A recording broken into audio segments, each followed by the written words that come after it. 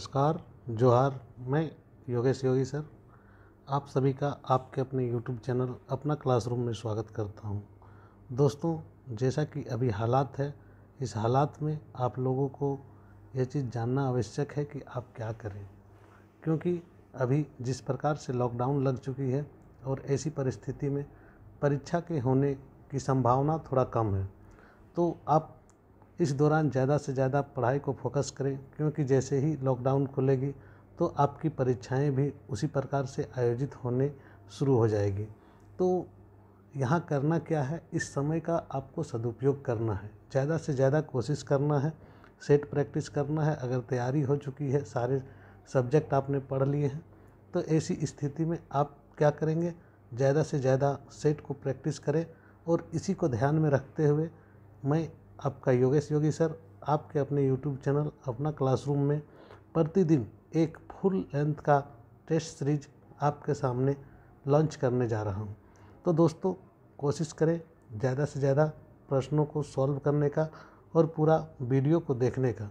पूरा वीडियो को देखें और कोशिश करें कि जो भी प्रश्न आपको समझ में नहीं आ रहा वो प्रश्न को नोट डाउन करें और उसे याद कर लें, क्योंकि यह पूरा सेट आपका याद पर निर्भर करेगा और यह पूरा ही सेट आपको कामयाबी की शिखर को लेके जाएगा। तो चलते हैं पहले प्रश्न की ओर। तो पहला प्रश्न है दोस्तों, नागवंशी राज एवं राजाओं के संबंध में जानकारी उपलब्ध कराने वाली पुस्तक नागवंश किसने लिखा था।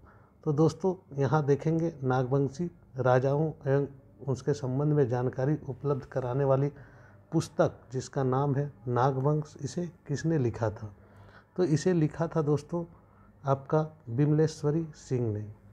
विमलेश्वरी सिंह, इसका सही आंसर विमलेश्वरी सिंह होगा। नेक्स्ट प्रश्न है दोस्तों, मुंडा शासन व्यवस्था में विवाद निष्पादन की पारंपरिक विधि क्या थी। मुंडा शासन व्यवस्था में विवाद निष्पादन की पारंपरिक विधि क्या थी। इसमें ऑप्शन दिया गया है, पीड़ित व्यक्ति को घटना की जानकारी देता है, मामला गांव स्तर में नहीं सुलझता तब स्तर में नहीं सुलझाता तब 2-3 गांव को मुंडा विवाद का निपटारा करने का प्रयास करते हैं। सी ऑप्शन है, पढ़ा सभा के सभी लोग मिल के इसकी निपटारा करते हैं।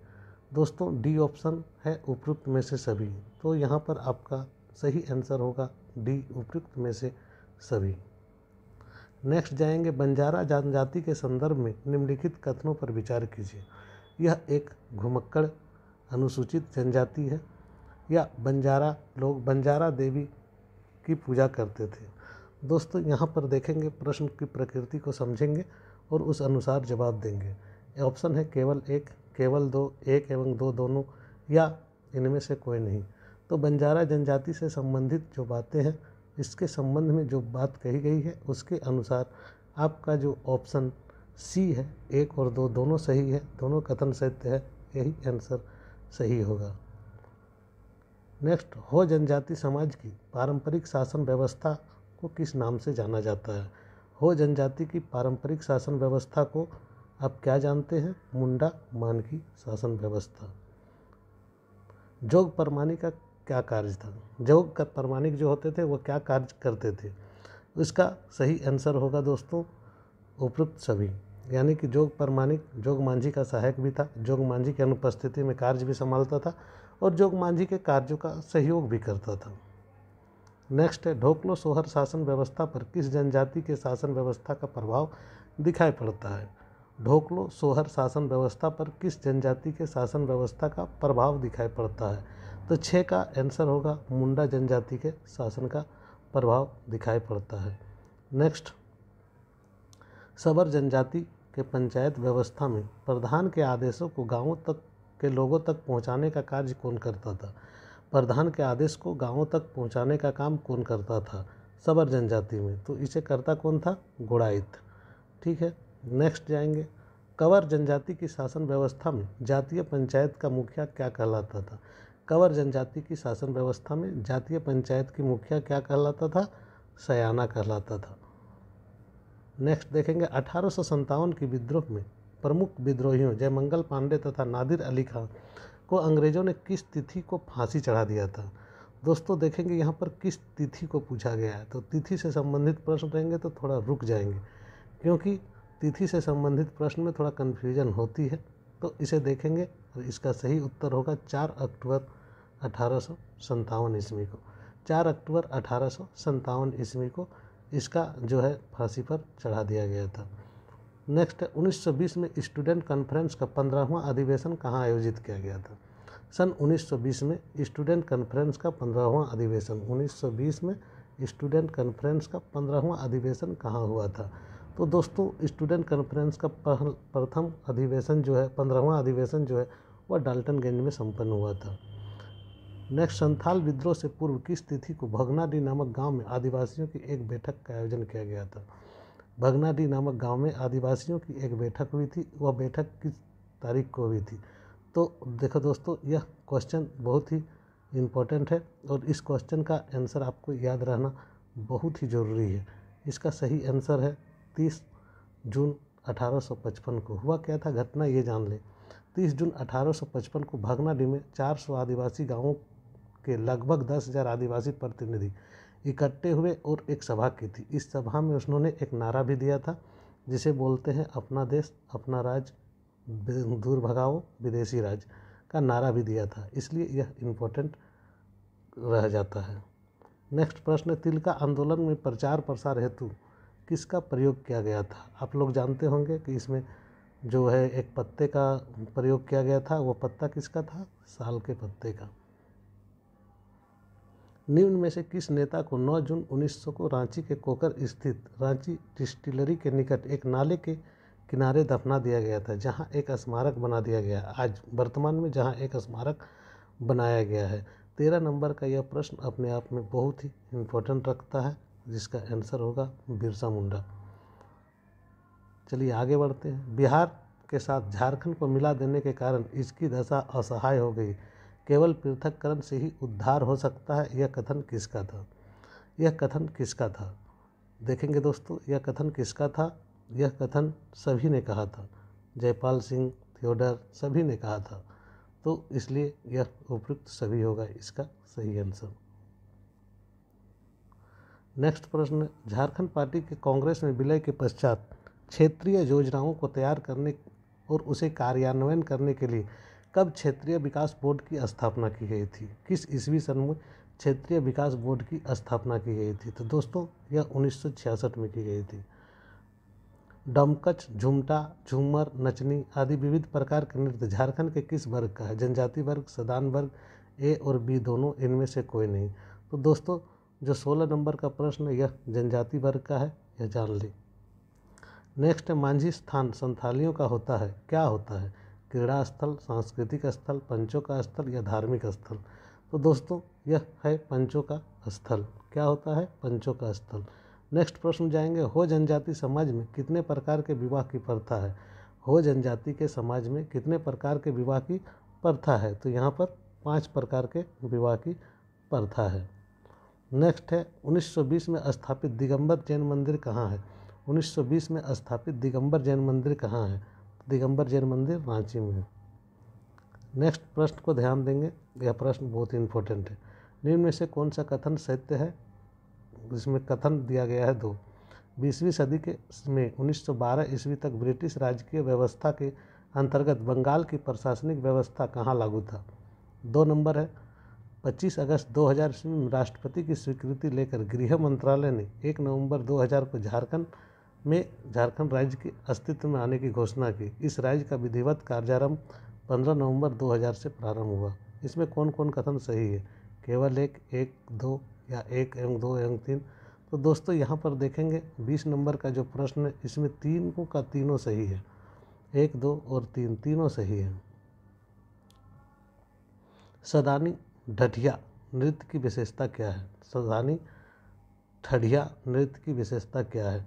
दोस्तों 21 नंबर का प्रश्न, 21 नंबर का प्रश्न उपयुक्त सभी है। इसकी विशेषता, इसमें महिला पुरुष दोनों नृत्य करते हैं, सीधे खड़ी चाल से चलते हुए नृत्य करते हैं, या झूमर तरह का ही एक नृत्य है। नेक्स्ट है दोस्तों 22 नंबर का प्रश्न, वाद्यों को मुख्य रूप से कितने वर्गों में विभाजित किया गया है। वाद्यों को मुख्य रूप से कितने वर्गों में विभाजित किया गया है? तो इसे 3 वर्गों में विभाजित किया गया है। वाद्यों को मुख्य रूप से 3 वर्गों में विभाजित किया गया है। ये भी जान लें कौन कौन से वर्ग है। तो यह होता है बनावट के अनुसार इसे 3 वर्गों में बांटा गया है, जिसमें एक होता है तंतु या डोरी या तार से रगड़ने से उत्पन्न ध्वनि वाला, दूसरा श्रेणी होता है मुंह से फूंक कर बजाए जाने वाला, और तीसरा प्रकार का जो वाद्य यंत्र होता है वह जो चमड़े की जो वस्तुएं होती है, चमड़े के से बनाई हुई जो वाद्य यंत्र होते हैं वे होते हैं। 23 नंबर का देखेंगे, चित्रकला को चित्रकला के रूप में कब प्रतिष्ठित किया गया? चित्रकला को चित्रकला के रूप में कब प्रतिष्ठित किया गया? तो दोस्तों 23 नंबर का आंसर है बौद्ध काल में चित्रकला को चित्रकला के रूप में प्रतिष्ठित किया है। नेक्स्ट देखेंगे 24 नंबर, निम्न में से कौन सा नृत्य वर्षा ऋतु में मुख्यतः देवस्थानों में गाया जाता है? 24 नंबर का प्रश्न है, वर्षा ऋतु में देवस्थानों में कौन सा गाया जाता है? डडई धारा। डडई धारा देवस्थानों में गाई जाती है। सारंगी वादन के क्षेत्र में महत्वपूर्ण योगदान देने वाले रांची के कलाकार का नाम इसमें दिया गया है। इसे कौन कलाकार है? ये देखिए, काशीनाथ मिश्र, अनिल कुमार मिश्र, ए और बी दोनों, इनमें से कोई नहीं। तो दोस्तों देखेंगे इसमें से ए और बी दोनों, काशीनाथ मिश्र और अनिल कुमार मिश्र दोनों ही आपका बहुत ही उच्च श्रेणी के सारंगी वादन में निपुण थे। संथाली शब्दकोश का नाम देखेंगे, a vocabulary of the Santhali language के लेखक कौन है? A vocabulary of the Santhali language के लेखक कौन है? तो दोस्तों 26 नंबर का जो है आंसर होगा E.L. पक्सुले। E.L. पक्सुले 1921 में प्रकाशित एक पुस्तक का नाम है नेठा पाला, जो गीत संग्रह है, और इसके रचनाकार कौन है? बहुत बार पूछा जा चुका है नेठा पाला का, क्योंकि यह बहुत ही इम्पोर्टेंट बुक है। इसका आंसर है निरंजन महतो। निरंजन महतो जी ने इसे लिखा है। नेक्स्ट प्रश्न है दोस्तों, खोरठा भाषा के सर्वप्रथम डॉक्टरेट की उपाधि प्राप्त किसने की थी? खोरठा भाषा में डॉक्टरेट की उपाधि पाने वाले सबसे पहले व्यक्ति कौन थे? तो यह है गजाधर महतो प्रभाकर। सिंहभूम से निकलने वाली अग्निशिखा, यहाँ देखेंगे एक ई का नाम दिया हुआ है अग्निशिखा, और दूसरा है नया रास्ता। जो पत्र है इसका संपादन किसने किया था? नया रास्ता और अग्निशिखा दोनों का संपादन किसने किया था? तो यह शंकरलाल और खीरवाल। शंकरलाल खीरवाल इसका सही आंसर है। प्रथम विश्व युद्ध के दौरान हल्दर रांची के कौन सा जनरल निकालते थे? जो हल्दर थे वे रांची के कौन से जनरल निकालते थे? जो हल्दर थे उनकी जो व्याख्या अगर देखेंगे तो वही है जो अग्निशिखा की जो व्याख्या थी उसी अनुसार था। तो यहाँ पर देखेंगे दोस्तों 30 नंबर का सही आंसर क्या है? तो 30 नंबर का सही आंसर सोशल जनरल। क्या है इसका? जो जनरल निकलता था हल्दर, उसका क्या था, किस प्रकार का था? सोशल जनरल प्रकार का था। नेक्स्ट है नीलांबर पीताम्बर विश्वविद्यालय किस वर्ष अस्तित्व में आया? दोस्तों नीलांबर पीताम्बर विश्वविद्यालय किस वर्ष अस्तित्व में आया? तो यह 2009 में। नेक्स्ट क्वेश्चन है विनोद बिहारी महतो कोयलांचल विश्वविद्यालय धनबाद की स्थापना की अधिसूचना किस वर्ष जारी की गई? विनोद बिहारी महतो कोयलांचल विश्वविद्यालय अभी करंट का है, इसलिए यह इम्पोर्टेंट भी हो जाता है और यह सही भी है 2017। स्वतंत्रता के पश्चात शिक्षा नीति में सुधार के लिए कौन सा आयोग का गठन किया गया, जिसे झारखंड क्षेत्र में नई शिक्षा नीति के तहत पाठ्यक्रम तैयार किया गया? विश्वविद्यालय शिक्षा आयोग, माध्यमिक शिक्षा आयोग जिसे एक राधा कृष्ण आयोग और मुदलियार आयोग कहते हैं, इसमें से ए और बी दोनों या इनमें से कोई नहीं। तो 33 नंबर का जो प्रश्न है दोस्तों इसका सही आंसर है ए और बी दोनों, यानी कि राधा कृष्ण आयोग और मुदलियार आयोग का मिला के। नेक्स्ट है गणपत राय इंडोर स्टेडियम किस खेल के लिए प्रसिद्ध है? 34 का गणपत राय इंडोर स्टेडियम किस खेल के लिए प्रसिद्ध है? तो जिम्नास्टिक के लिए। झारखंड के किस अंतर्राष्ट्रीय क्रिकेटर को पद्मश्री से सम्मानित किया गया है? अंतर्राष्ट्रीय क्रिकेटर और पद्मश्री से सम्मानित कौन है? तो महेंद्र सिंह धोनी। 35 नंबर का जो आंसर होगा वह महेंद्र सिंह धोनी होगी। यहाँ सम्मिलित करने के लिए दिया गया है दोस्तों Mohan Kumar Mangalam, Keenan stadium, JSCA stadium, Jharkhand football stadium. तो यहाँ पर आप देखेंगे तो मोहन कुमार मंगलम स्टेडियम कहाँ है? बोकारो में, किनन स्टेडियम जमशेदपुर में, JSCA स्टेडियम रांची में और फुटबॉल ग्राउंड, यानी कि सारे के सारे सही है। तो इस अनुसार क्या होगा, जो मिलाया जाएगा वो है 1 2 3 4, यानी कि ए नंबर इसका सटीक आंसर ए नंबर ही हो जाएगा।